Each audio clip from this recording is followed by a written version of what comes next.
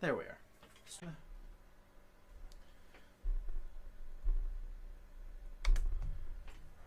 Good. And we're live on the stream. And a specialist from Google Fi will join my conversation any moment now. So let's do a podcast. What? I'll tell you about that in a minute. So let's start the podcast. Okay. This is the Android Buffet Podcast, episode number 512, recorded Thursday, October 29th, 2020, in 5, 4, 3, 2, and 1.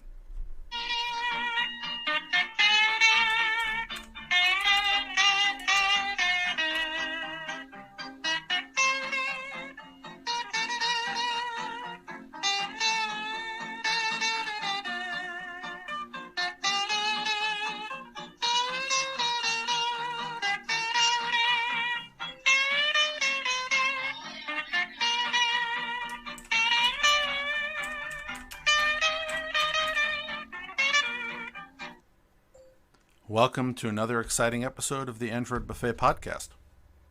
Now with less kazoo. I can't find it. It's hiding from you. Well, no, I cleaned up in here, so it's probably hiding somewhere. Well, it's not hiding nowhere. Well, yeah, but I kept it on the desk for the last 3 months, so must My have. daughter, when she says, "Dad, I can't find, whatever. I know it's around here somewhere." Well, yeah, everything is somewhere.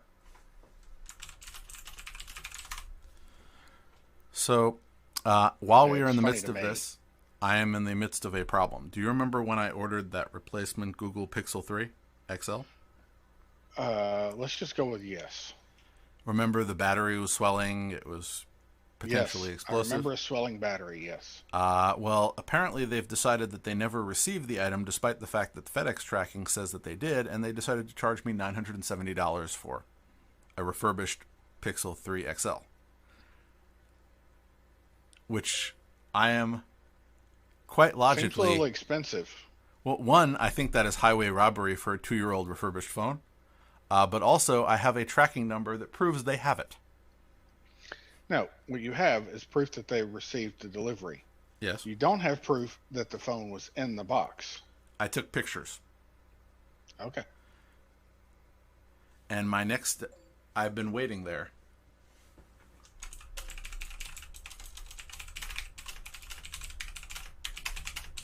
Tippity tap, tippity tap. Yes, that's me telling them.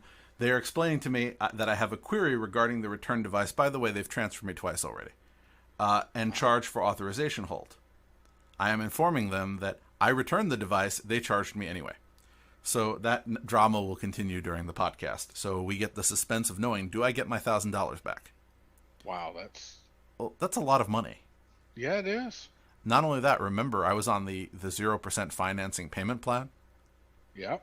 So I never paid the $1,000 up front to begin with. And in fact, I didn't even pay $1,000 because it was actually discounted by $300 to begin with. Well, refurbished can often be more expensive than brand new. I could have told them to send me a Pixel 5. It would have cost less money. Yes. Again, this is practically criminal.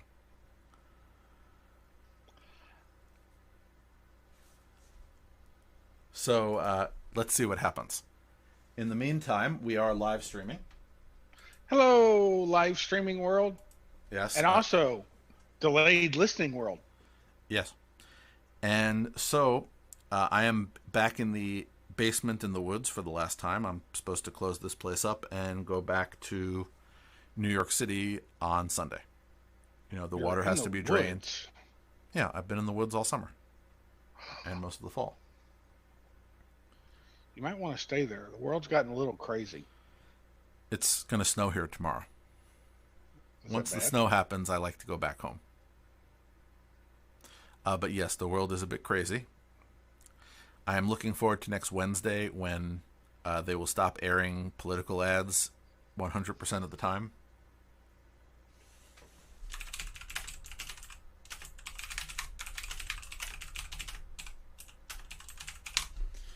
Excuse me. They just told me they will check into it and help me with the best available options for me. I am referring to them that there are no options. You will refund my money. That is the option. Well, that's one way to get them. I'm saying there's no choice. Either you will refund my money. There is no alternative like we won't refund your money. Yeah, that's an option. Then my option will be to dispute the charges with my credit card company. You could do that. I could. Then I will file a theft report. Because if they're charging me $1,000 for a phone I gave to them, then they should be returning it. All I'm saying is there are clearly options. Yes. And you're saying that there are no options. There's only one option. Yes. Is merely antagonistic. I'm aware. And will not assist you in getting to where you want to go. Also aware. If anything, it will make it harder for you to get what you want. We'll see. You're being counterproductive. I agree. You're making it harder to achieve your own goals. Probably. Anyway, just annoying. Well, stop it! I am. They told me that I should allow them 2 to 3 minutes. So we're going to call this a cliffhanger while we talk about Google, the company that has my money. We're going to see if they give me my money back. So, in other news, I have installed additional sensors, so that's always makes me happy. While I'm away, I've been watching the volatile organic compounds in my apartment go up, despite the fact I'm not there. They're probably coming out of your ears right now. Really? Where do VOC come out of my ears? It sounds like you're fuming. I am. But I get to be upset every so often. Why do I always have to be the good guy? It's not about being the good guy. It's about making smart decisions. Okay, so why is my volatile organic compounds at 498 parts per million? I don't know, but it sounds like a bad idea. What? Your particulates going up. Excuse me, bumped into that again. Stop. It's that kind of day, isn't it? Where my phone will just start playing music because I bumped into it. Stop playing our theme song.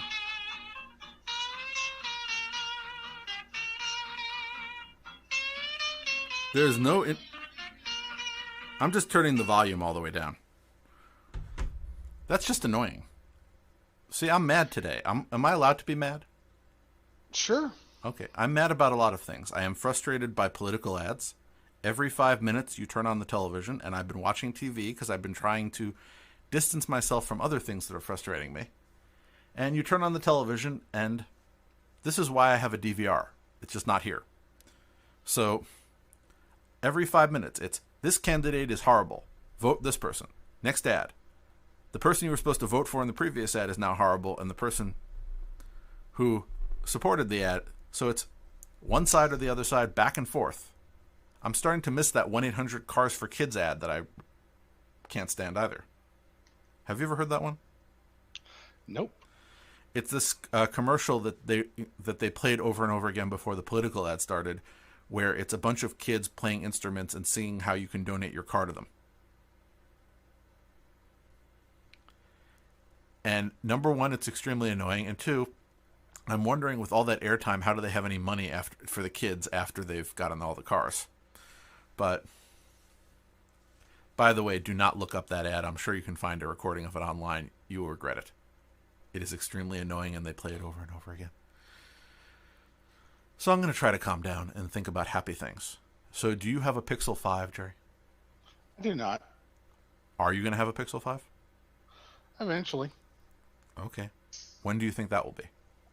According to Google, it will be between November 6th and November 9th.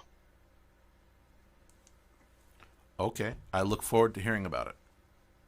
I look forward to having it. Will it not arrive? What is next Thursday? Next Thursday is the 5th, so no, we'll be on Pixel Phone Eve. Yes. Yes, assuming other things do not happen. Let's see. But it looks like a nice phone. I've been looking at it. It's not a top of the line. It's not a flagship phone, but I'm okay with that because, What's you a go flagship back, phone? like the Galaxy S20 No, but Ultra. it is the Google flagship. It just the question is where is your flagship in the pantheon of flagships proceeding towards the. I think a flagship means a no compromise phone. It's extremely expensive.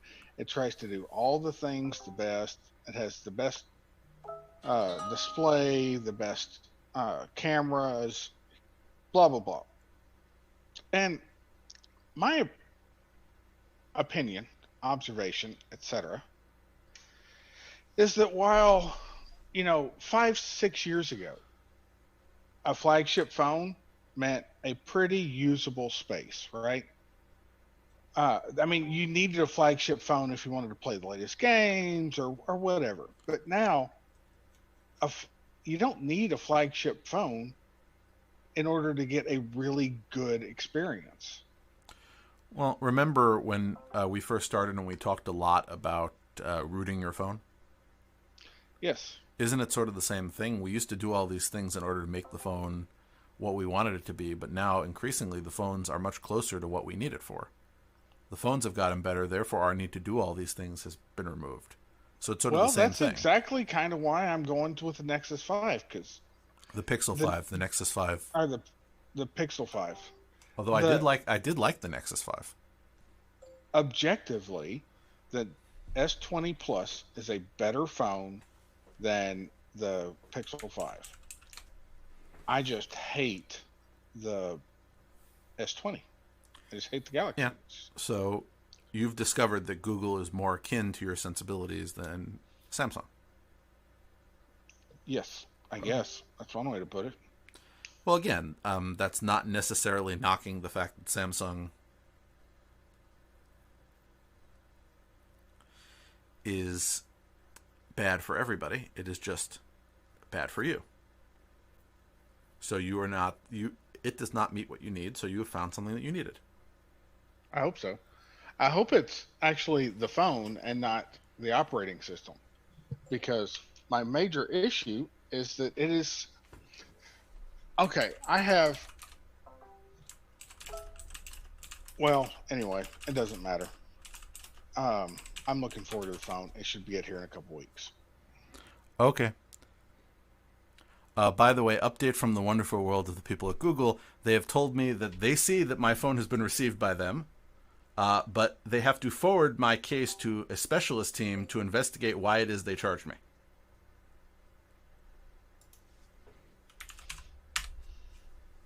So I have to wait for 24 to 72 hours. Okay.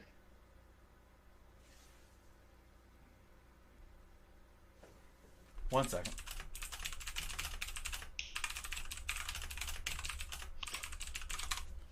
So let's talk about some news. Should we just stop the recording and start over? No, I'm just angry about it. I shouldn't be. I understand, but I'm thinking about this from our listeners' point of view. I'm not going to talk about it anymore. It's over. So, Google, according to one opinion piece, has assembled all the pieces of a truly smart home. A truly smart home, you say? Yes, this comes from Kevin Toffel over at Stacy on IoT. And in the opinion of that particular author, and I've read things by Kevin Toffel before, including quoting them on the show, that Google has essentially started building the pieces to deliver the smart home by building in all of the information that they have. That sounds kind of creepy. Well, here we are. Search on your computer for a hardware store, and Maps can surface the location on your phone when you leave the house. And if you've configured it with your home and work address, Google matches the time and location with these destinations. It's why you might see a notification telling you to leave for work earlier than usual due to traffic. So this whole thing is coming to the home. A smart home needs to know who's home, what room they're in, how they might like their environment to be, etc. So they are linking in all of these things to allow them to give you useful information and useful features. And smart home configuration. That's neat.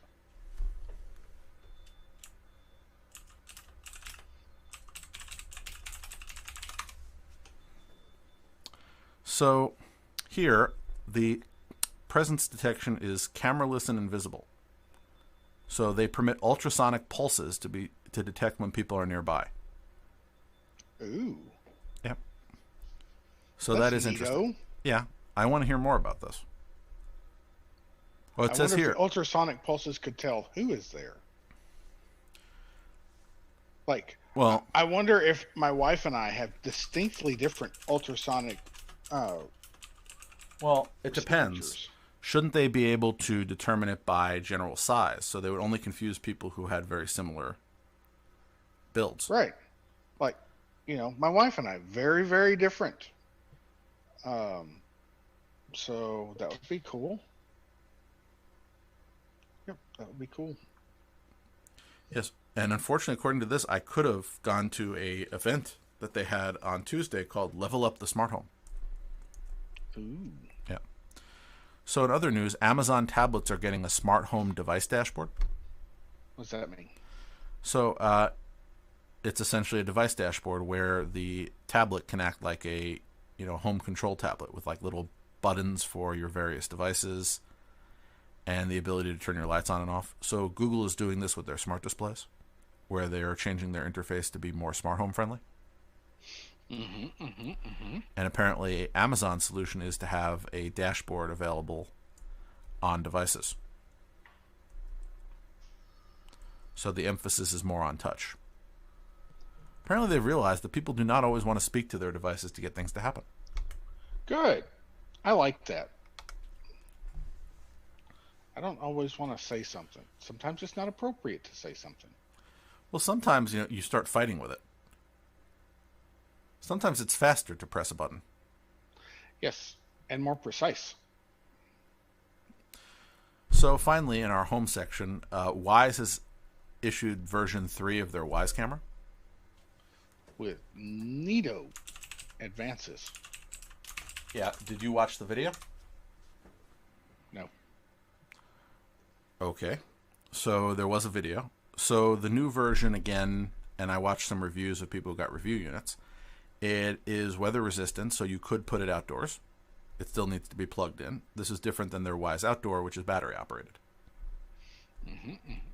So a lot of people have said they released the Wyze Outdoor first, knowing that this was being developed, because a lot of people, this is the product they wanted. And they bought the other product. For shame.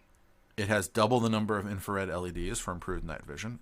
It has essentially a better sensor. And it has, what's it called? Starburst is I always get the name of that feature.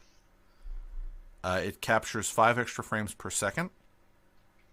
A wider field of view by 20 degrees for a max of 130. A built-in 80 decibel siren.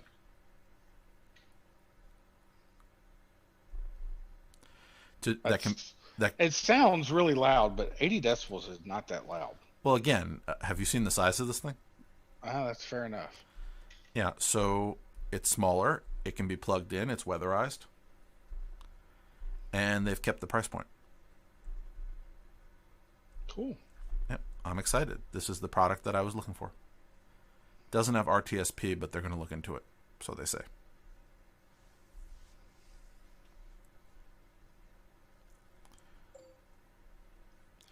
So that brings us to the end of home. There's also some app news. Ooh, I like app news. Yeah. Tapatalk for Android has been taken off the Play Store. Now, I haven't installed this app in years. So I'm not sure if you're familiar with it. Okay, so what do we have here? We have another app taken off the Play Store, which is not that big a deal. The thing that, however, in this particular case, the thing that worries me is that nobody knows why. Well, Google does this. They take it off, and then you sort of have to pry it out of them why they took your app off. And not only that, some of these people had subscriptions.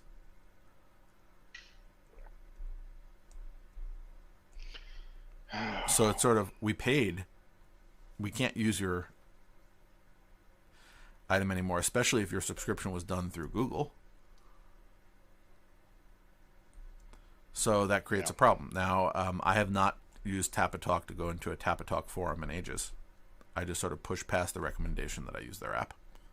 I don't really think it's necessary anymore to have Tapatalk, but I understand people who use it. Sure. So it's annoying when your app just suddenly disappears off the Play Store. Yes. If you are a user of Zoom, the Zoom app for Android now has the end-to-end encryption that they've been working on, as well as YouTube live streaming on mobile. So they've been investing a lot into improving their platform because a lot of people are using it right now. I think that's a good thing. I can't see myself doing YouTube live streaming on Zoom on my mobile phone, but I just stopped paying for that Zoom subscription because I'm doing all of the streaming myself. So I just saved myself some money. And Jerry, you're doing all the recording, so. I am. Yeah. I do that. So that is essentially that. If you use the Google Home app, they've redesigned the device settings.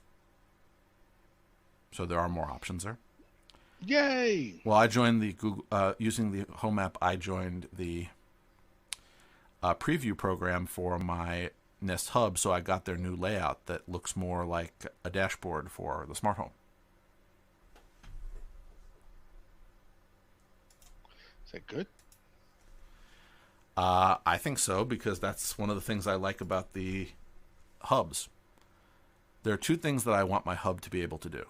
I want it acts like a really good digital photo frame, which I love seeing random pictures from the last few years. And the ability to quickly turn things on and off without grabbing another device or speaking. So I almost never use the voice features. I'm not sure anybody does.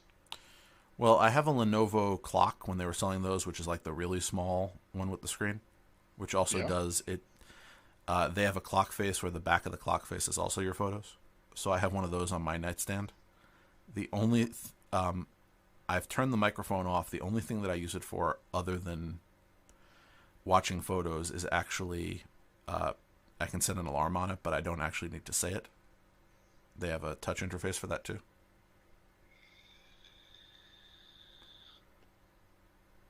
So I like smart displays, except I don't use the voice features. They're just useful. Anyway, Netflix is apparently preparing an audio-only listening mode. What does that mean?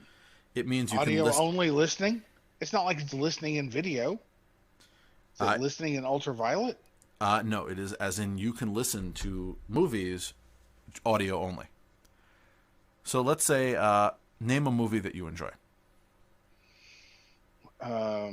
Equilibrium. Okay.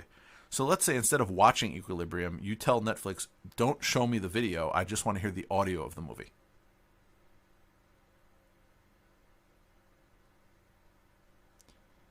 You know, oddly enough, I can't ever imagine me doing that. Neither can I. Now, I could imagine that for certain programs where there's no effective difference between listening and watching. For example, if I was doing one of those audio podcasts where they do a video feed, for example, this podcast, I could see why I might want to listen to only the audio and not listen to the video. But if with a movie where there's a story, which is more of what Netflix is about, I don't know why anybody would want to do that. But I guess they feel people want to do that. What do I know? Let's see. Moving along, Google has changed more of its icons, and I hate them all. I know, right? Well, again, I may be the cranky one today, but I think they look ugly. I like the old ones. So you look at this calendar one, you look at the new Gmail one is ugly also. Yes. Okay. The Gmail one took me by off guard. Yes. As I said, I think they're all ugly. What I want is an app to change all my... You know how people make these like little apps for things like this? I want a little app that just changes my Gmail icon back to the old one. I'd give somebody $1 for that. Anyway, jokes aside, I just, ugh. I understand you have to refresh your icon every so often, but ugh. Moving along, if you use Android Auto, it's now on over 1 billion devices, mostly because Google made it mandatory on more devices. Huh. That's a good way to make sure that your app gets on everything. Right? Yep. By the way, I want to say hi to Daryl. Is Daryl chilling with us? Yes, Daryl is pleased that the YouTube stream is working tonight. 2 weeks ago, the YouTube stream kept stopping randomly. Last week, there was some sort of problem with the stream when I hooked it up at its new location. So before the next time, since I'm going back to my apartment, I better make sure it's working properly. I thought I had it last time. I guess I better do some testing, since it's different hardware there. Daryl would also like to add some additional comments. I just want to make sure that I've noticed it. That we have a great podcast and a YouTube stream. And not enough people tell us that, in his opinion. So thank you, Daryl. And I'm feeling a little better. Holy gee shucks. I'm no longer in arguing with Google mode, so I feel a little better now. Good. Still don't have my money, but I feel a little better. Anyway, so in other news, a few interesting things. There was an article by one of Jerry's favorite writers over at Android Central, which would be Jerry Hildebrand. Am I still right? Is he one of your favorite Android-themed writers? No. I thought, he was your favorite Jerry in the community, other than you. No. Okay, who's your favorite Jerry in the community? Me. I said other than you. Who's number 2? I don't know of any others. Okay, I thought you liked him. I don't dislike him. Okay. Anyway, he commented that the Nest Audio is great, but what he really thought they should have is a new Chromecast audio.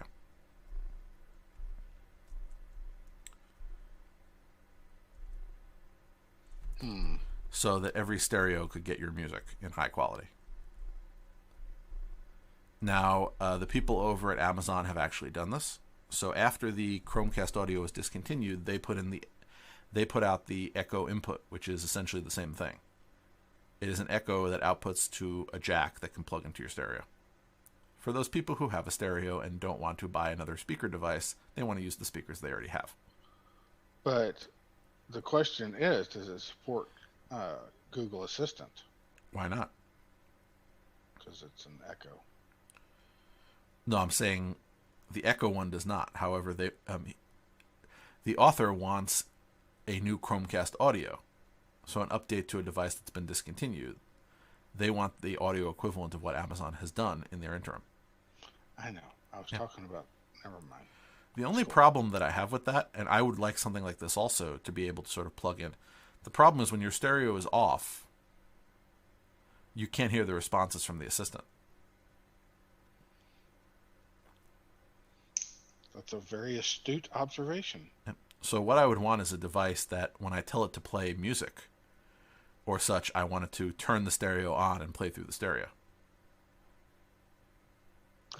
Oh. So I still need a speaker and like a mini that plugs in to just answer my questions. Like, hey, turn on the stereo and play music. And they do this with the television settings, and I've never really tried it, but because I don't have a television that in the right place that can actually be turned on by, what is that? It's CEC is the HDMI thing that allows the hardware to turn on your television. Something like that. Yeah. But there are settings in Google Home where you could say that when you tell it to play video, don't to play it on a designated device. So if you had a Chromecast hooked into your television and you had a Google Assistant in the room, you could say, whenever I tell it to play video, don't play it on the device, play it on my TV. The future is here. It is. Yeah. I'm not quite there yet. I'll be there soon.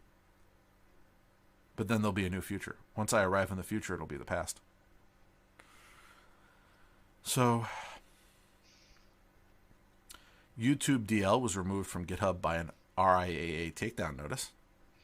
Yes, but if you really need it, you should search for YouTube dash DLC instead now. Well, there's the other part of it. Hmm? Somebody committed a directory with YouTube DL to one of the RIAA GitHub accounts. Just to make a point. That's funny. The real point is, this is a completely useless gesture. Yep. This is not going to stop anybody, so why bother?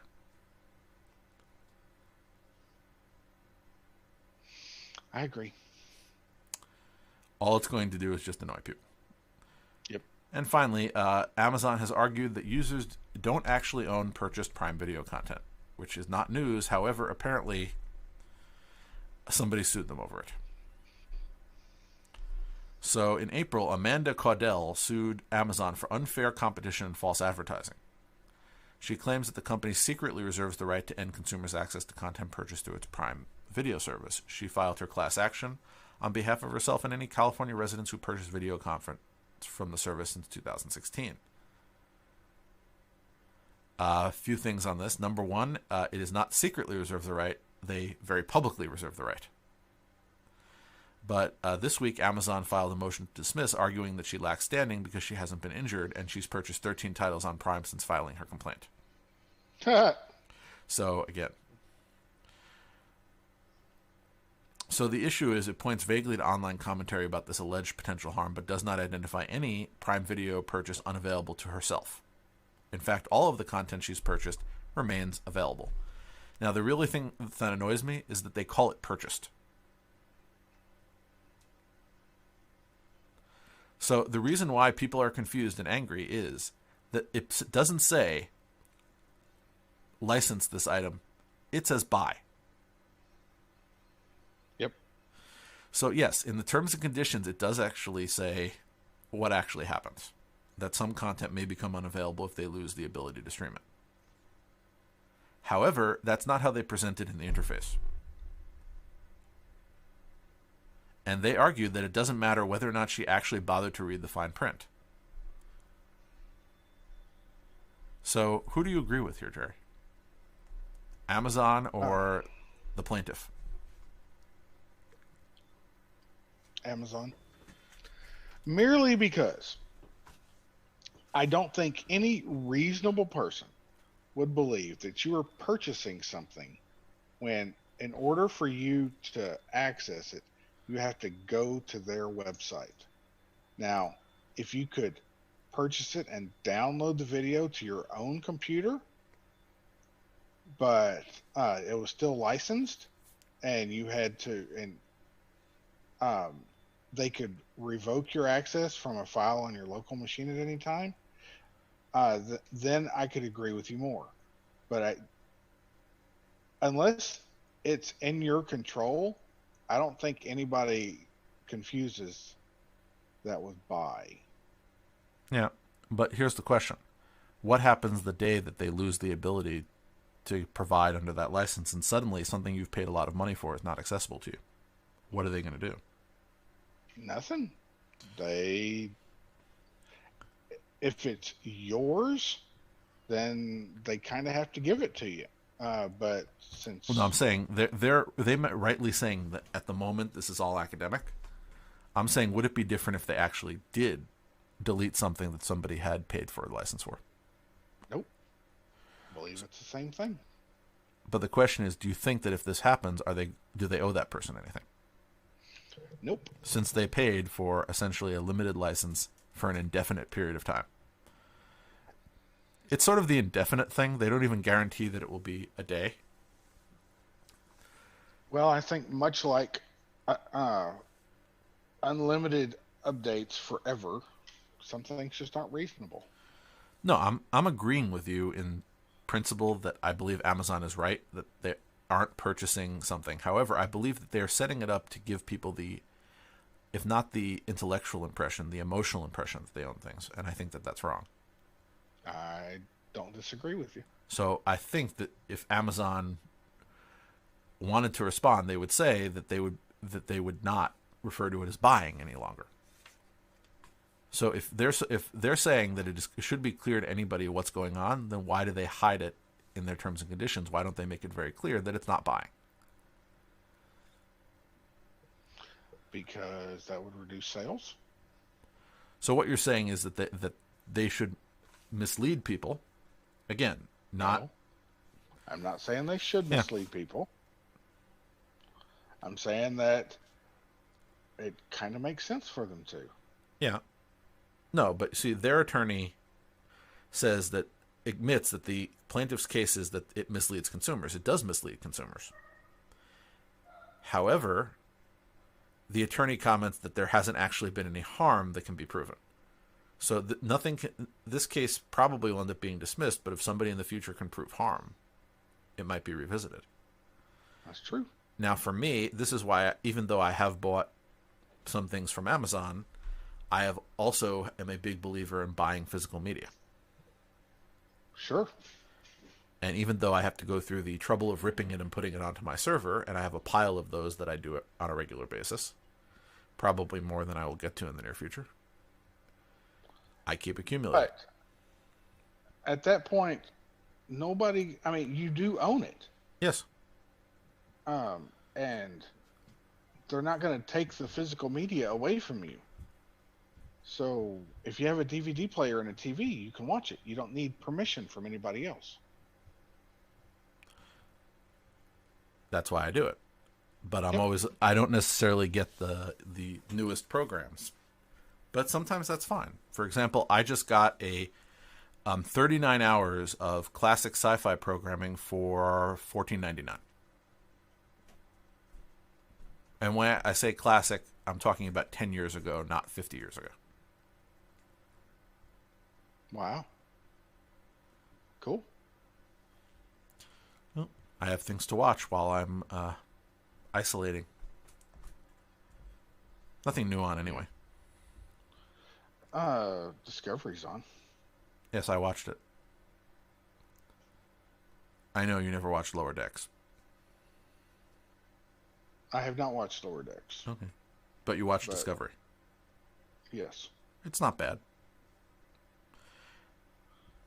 I don't know. I guess I feel like I've kind of outgrown the cartoon phase. Well, the nice thing about cartoons is that you can actually produce them and do all of the entertainment there without actually getting people in person, so they can still produce the content. And again, there were plenty of parts of Lower Decks that I did cringe about, but there were plenty of things that were actually very interesting. Oh, I believe it could be an excellent show. I don't know. It's not my bag, baby. Okay. Or maybe it is, and I'm just being, prejudicial and a bad person. Well, stick to Discovery. It seems like they've come up with an interesting premise this season. I haven't watched episode 3 yet. You'll get there. It only drops on Thursdays, and today is Thursday. Right. So, other than that, so that's been my week. When I go home, there are plenty of projects that I have to do. I told you I'm thinking of getting a large monitor to match you. So I have to continue to keep up with the Jerry. Unfortunately for me, when I did order a larger monitor, it arrived after I left, so it was sitting on my stoop. I was worried somebody would steal it. Oh, no. Yes, but then a man who is not related to me showed up and took the monitor away. Is that good? Yeah, I called my neighbor. Ah, cool.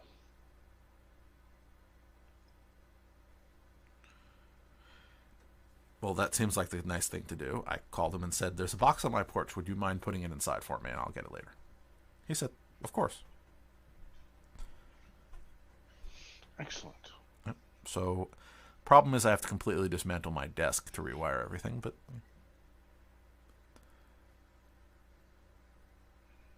keeps me busy. So that's my project for the next week. So tomorrow it's going to snow here, and then I'm going to go back to New York, and then hopefully there will not be a revolution sometime on Tuesday, so hopefully things will settle down by next Thursday. Yes, hopefully. So if we're all here and stable next week, we will be back for another episode next Thursday. Yes. I hope so. Me too. Yep. And to all of you out there who are outside of the United States, I envy you right now. You do? I'm just tired of it all. That's why you hear me it's not the phone thing. That's frustrating anyway, but I am tired of the way the world is going right now, and I would like a break from it. At the very least, things are not going to change after Tuesday, regardless of what happens. But I'm hoping that there will just be like a turning down of the volume a bit. I need that. I can understand that. Yes. And I am referring to both sides, by the way. Yeah. Because I am tired of both sides fighting, and I would like it. Again, somebody's going to win, somebody's going to lose. But no matter what happens, hopefully whichever side loses will not complain too much about it, and we can move on, regardless of whether I like who won or who lost. And I'm referring to every election because there are a lot of them. I've learned more about the candidates for Congress on Staten Island than I want to know. I don't even live on Staten Island, but their commercials over and over again. Vote for this guy. This guy's horrible. Again, I will be in a better frame of mind next week. I apologize to anybody for my frame of mind this evening. So next week, hopefully, I'll also do a little rewiring so that I can get the streaming equipment, which has never, except for last week, been run out of my home, to work nicely. I think I just need some extra wires. And I have boxes and boxes of those things. I just have to get at them. So until then. Until then. And thank you those Bye, who listen folks. live. And for anybody who found my frustration earlier distracting, I apologize. It happens sometimes. Some weeks it's Jerry who's having a bad week. Sometimes it's me. Yep. Hopefully my anger entertained you, if nothing else. If we can't be entertaining, why not? And we have that cliffhanger of whether or not it will all work out. So until next time. Till next time. Bye, folks. Goodbye.